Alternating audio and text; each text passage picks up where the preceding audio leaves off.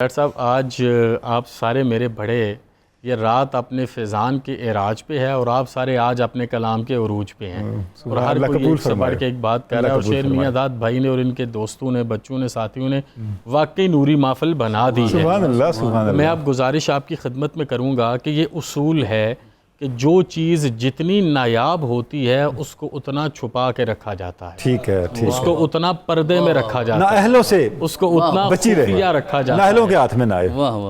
اور خفیہ رکھا جاتا ہے۔ اور دوسری چیز یہ ہے کہ جس چیز میں جتنا کمال ہوتا ہے اللہ کریم چاہتے ہیں اس تک پہنچنے کے لیے اتنا ہی جہد مسلسل بھی مشقت کرنی ہو، پڑے تاکہ قدر بھی تو ہو مشقت کا نا۔ عمل ہو۔ تو اب آپ دیکھیے نا کہ جتنے بھی فیضان ابھی تک اس رات کے ذکر ہوئے تو ایک طرف جیسے آپ نے ابھی فرمایا ڈاکٹر صاحب سے کہ ایک دن پڑھا تو 83 سال کا ثواب مل گیا، ایک طرف ہماری پوری زندگی جس میں نقص بھی ہوں گے، غلطیاں بھی ہوں گی، کوتاہیاں بھی ہوں گی، کجیاں بھی ہوں گی، سارے معاملات ہوں گے، اور ایک طرف اس رات کا ایک سجدہ، ایک طرف اس رات کا ایک سجدہ ہے، اور وہ سجدہ جس حالت میں بھی ہم نے کیا وہ مقبول ہے۔ آج پیکیج ہے نا، آج سیل لگی ہے کہ آج صرف آنا ہے، بن مانگے بھی دیا جائے گا،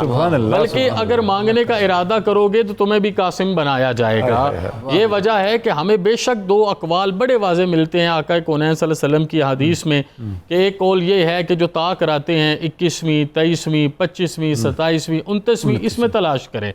اور دوسرا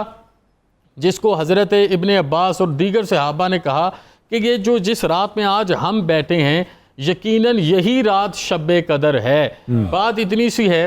کہ 21 سے لے کے 29 تک کا یہ جتنا بھی معاملہ ہے، ایک بندہ مومن کو اگر سانس مل جائے اور وہ حیات جاوداں سے جینا چاہ رہا ہو تو اسے ان ساری راتوں کے اندر یہ برکت ضرور حاصل کرنی چاہیے۔ شب قدر کے علاوہ بھی اگر مومن اللہ کی رضا کے لیے سر کو سجدے میں رکھے گا تو وہ شب قدر کا درجہ پا لے گا۔ اب آپ دیکھیے نا کہ یہ اقوال بھی احادیث مبارکہ میں ہے۔ بخاری شریف کی 2 احادیث پیش کر کے ایک ربط قائم کرنا چاہوں گا اور سب کی مکمل توجہ چاہوں گا تاکہ دعا اور تھپکی ملے،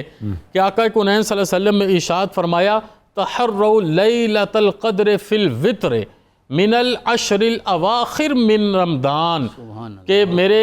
پیارو میرے امتیوں کوشش کرو، ڈھونڈو، تلاش کرو، کمر باندھو، اللہ کی رضا کے لیے کھڑے ہو جاؤ۔ یہ دل کے اندر سے نا دنیا کی لالچ نکال کے جو میں سر بسجدہ ہوا کبھی تو زمین سے آنے لگی صدا، تیرا دل تو ہے صنم آشنا تجھے کیا ملے گا نماز میں، لیکن جب دل صنم آشنا نہیں ہوتا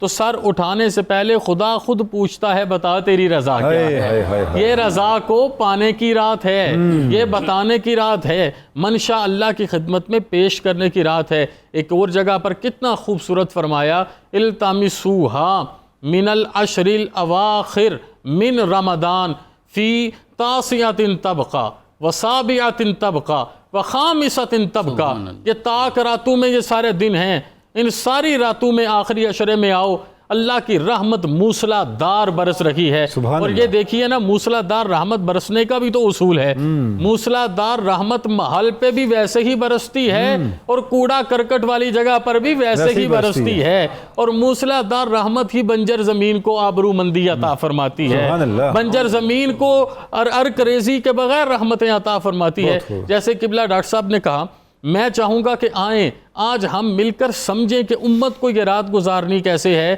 مادر حسنین سیدہ کونین سلام اللہ علیہا کے دروازے پر آئیے، آپ کی ہر رات کس طریقے سے گزری، آپ کی رات کا عمل میں نے پہلے بھی ایک دفعہ عرض کیا، عام رات کی بات نہیں ہے، سردیوں کی ٹھنڈی رات ہے، اور اس سے پہلے جو دن گزرا ہے وہ شکم کی کائنات میں گزرا ہے، اس سے پہلے جو دن گزرا ہے یہ جملے بولتے ہوئے بھی مجھ جیسے حقیر کے جسم کے اوپر لرزہ طاری ہو جائے کہ اس سے پہلے جو دن گزرا ہے وہ اللہ کی منشا پر راضی ہوتے ہوئے گزرا ہے، لیکن جب رات آئی ہے جسم کی جو بھی کیفیت ہے باوضو ہو کے اب حاضر ہو گئیں۔ جو ابھی تک یہ فرما رہے تھے میرے صاحبان کہ باطنی وضو یہ ہے باطنی وضو، اور باطنی وضو کا ترجمہ سیدہ سلام اللہ علیہ سے بڑھ کے کون کرے گا، جگر گوشہ رسول سے بڑھ کے کون کرے گا۔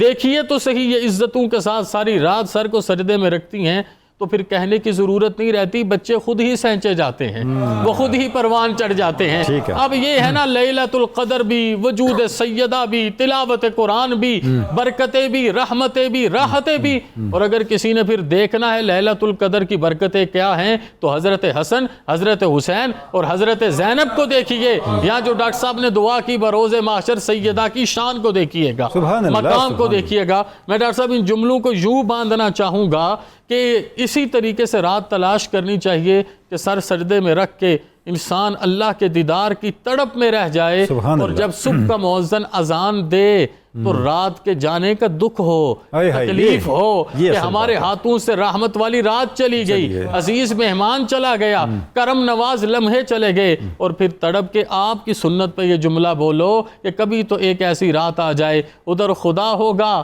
ادھر خدا ہوگا، ادھر خدا کی حیا سیدہ زہرا ہوں گی، مصطفیٰ کریم کی شہزادی ہوں گی، دیدار عام ہوگا، تجلیات سے منور ہو جائیں گے، پھر پتہ چل جائے گا کہ اللہ کے نبی نے سبحان اللہ۔ قرآن کے ساتھ اپنی آل کو جوڑنے کا حکم کیوں ارشاد سبحان فرمایا۔ اللہ، سبحان اللہ، سبحان اللہ، سبحان